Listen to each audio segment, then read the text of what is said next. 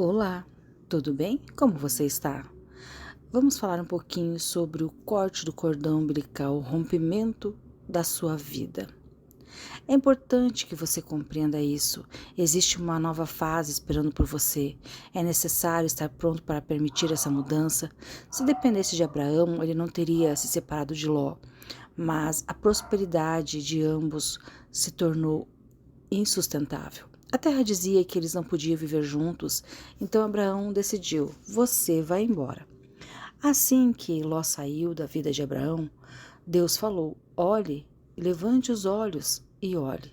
Não há limites. Finalmente, Abraão pôde experimentar tudo o que Deus sempre quis fazer em sua vida, mas que não conseguia antes porque ele estava aprisionado. Não sei qual é a sua prisão ou o que precisa ser removido da sua vida, mas é fundamental reconhecer que muitas vezes é preciso romper laços. A segunda história que exemplifica isto é a de Jonas, no capítulo 1, versículo 15. Lemos que ele foi lançado ao mar. A tempestade cessou, o barco estava prestes a afundar porque Jonas estava nele. O problema não era a carga, mas a presença de Jonas, que estava desobedecendo a Deus.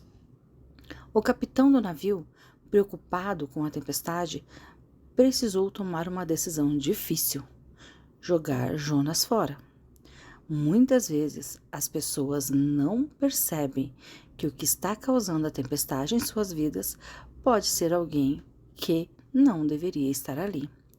Quando o capitão decidiu jogar Jonas ao mar, o mar se acalmou.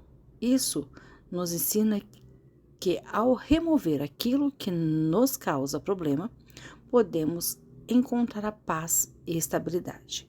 Muitas vezes, por medo, hesitamos em tomar essas decisões, mas é essencial agir. Por último, temos a história de José. Ele foi vendido pelos irmãos e levado ao Egito. A inveja de seus irmãos o forçou a sair de um ambiente tóxico. José, mesmo sendo da família, não pertencia ali.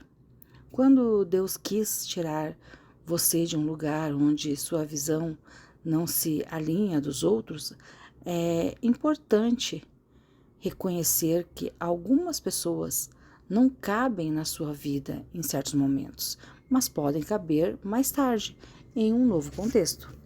Às vezes, as mudanças são desafiadoras e dolorosas, mas elas são necessárias para o seu crescimento. Abraão, Jonas e José nos ensinam que, mesmo quando parece difícil, precisamos estar dispostos a deixar para trás o que não nos serve mais, a fim de alcançar o que Deus tem reservado para nós. A jornada pode ser desafiadora, mas a recompensa de viver plenamente sua própria história vale cada decisão.